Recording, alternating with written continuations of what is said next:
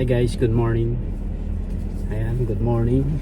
Time check, 6:51 po ng umaga dito sa amin. At tayo po ay nagwa-warm up ng kaunti ng aking car. At tayo po ay papasok. Ako po ay papasok. Good morning po ulit. Mga snow po, ayan, yung mga kapaligiran. Ayan, yung kalye namin. So ito po, ayan. Okay, kita nyo yun guys. Po, akala ko malambot. Frozen pala oh, ayan oh, masisira yung aking wiper.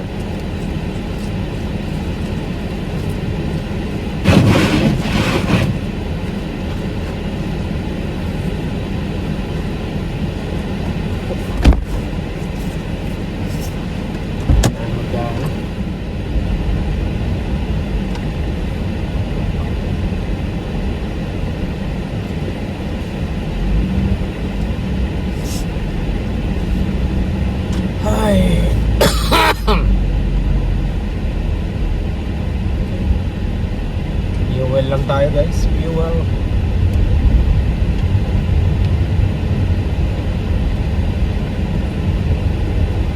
Makakapit naman.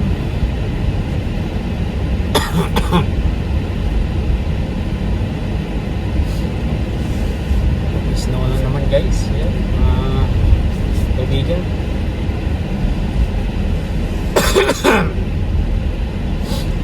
So ang start po ng aking work 8:30 pa naman ng umaga, so may 1.5 hours pa tayo.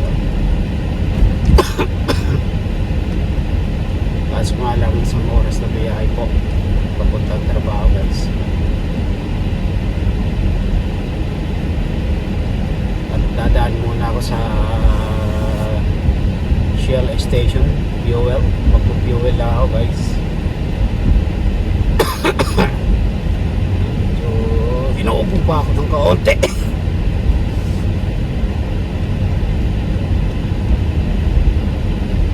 Tapak lang ng fuel. Ano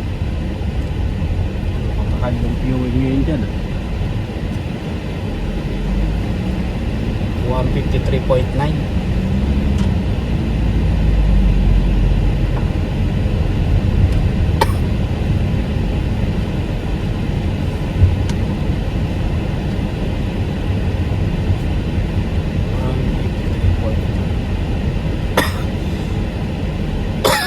Ay, grabe.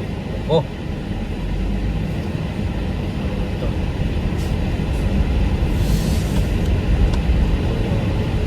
Fuel. Gasoline station here.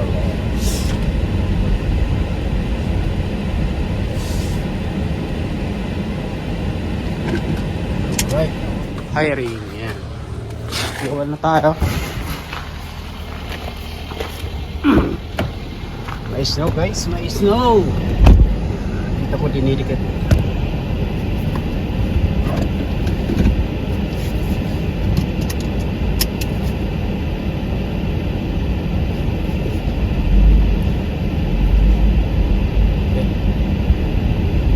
So yung ano ko, na-full tank siya.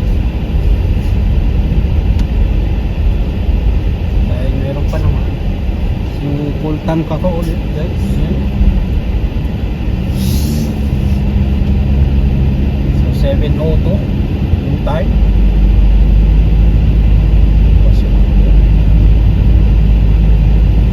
Dito na sarado yung takip ng gas sa may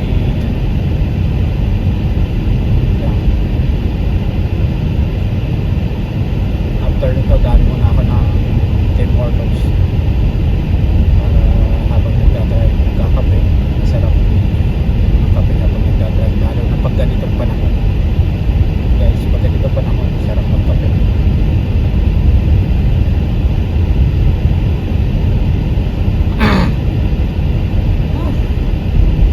Haba ng oras ko duty, 8:30 to 7 po gabi. Mamaya nabutin pa ako ng alas 7, makakauwi ako alas 8 ng gabi. So Monday, Tuesday, and then di pa ako ng 3 araw.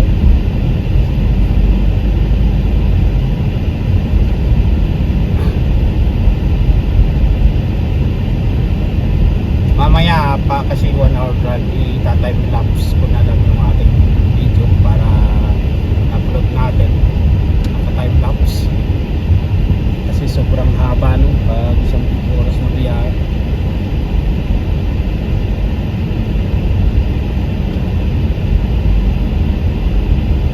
Tingnan naman yung Tim Hortons guys.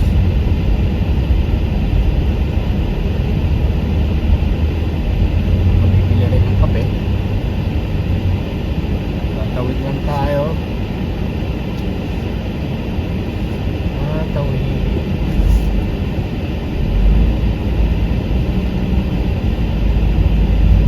Tim Hortons.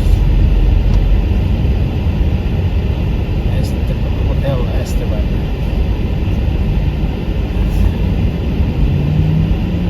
Dating Super 8. Ngayon Hotel Esteban na. Ganda na nga. Picture yung jeep. Dito yung airship. Start ng driving. Nangyari dito sa isa.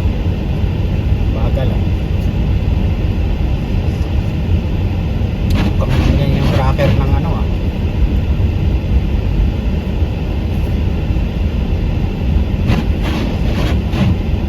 Sa amin pala to.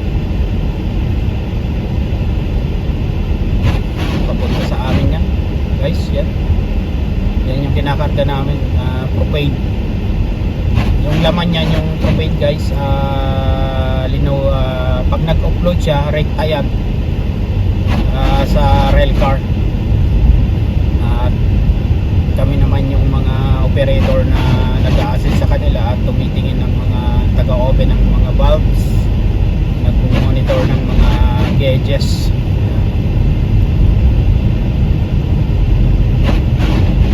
Grabe ah. Sama ng panahon ngayon ah. Dahil lang dito dapat pala in-overtikan ko na ito kanina. Kasi pag nasa likuran niya ako, yung talbog, minsan walang makita guys.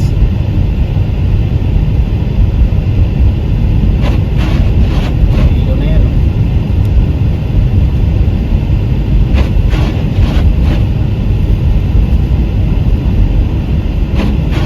Dapat pala i-overtikan ko to. Doon ko ito ma-overtikan sa divided highway.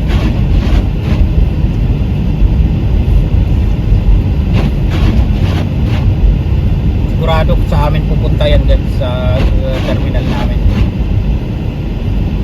Mukhang magkakasabay pa kami ng dating doon.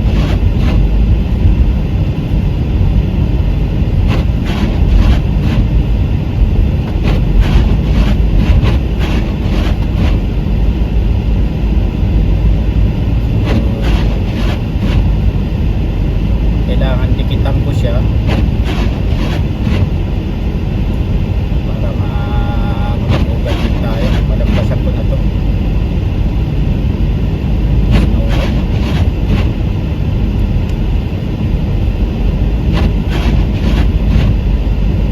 Buti pala maaga-aga akong umalis.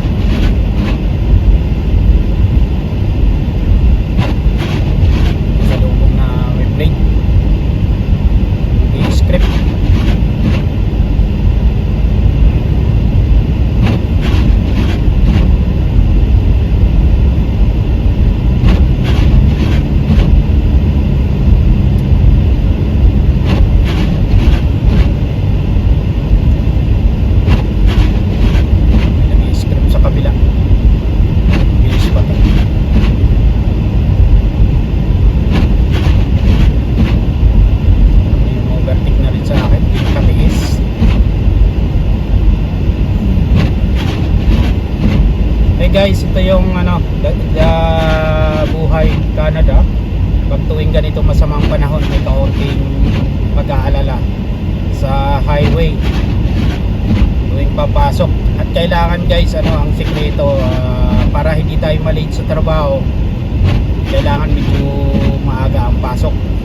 Agahan natin ng kaunti ng alis para pag hindi man tayo makatakbo ng tamang speed limit, kasi minsan madulas, hindi tayo malilate sa trabaho. Okay guys,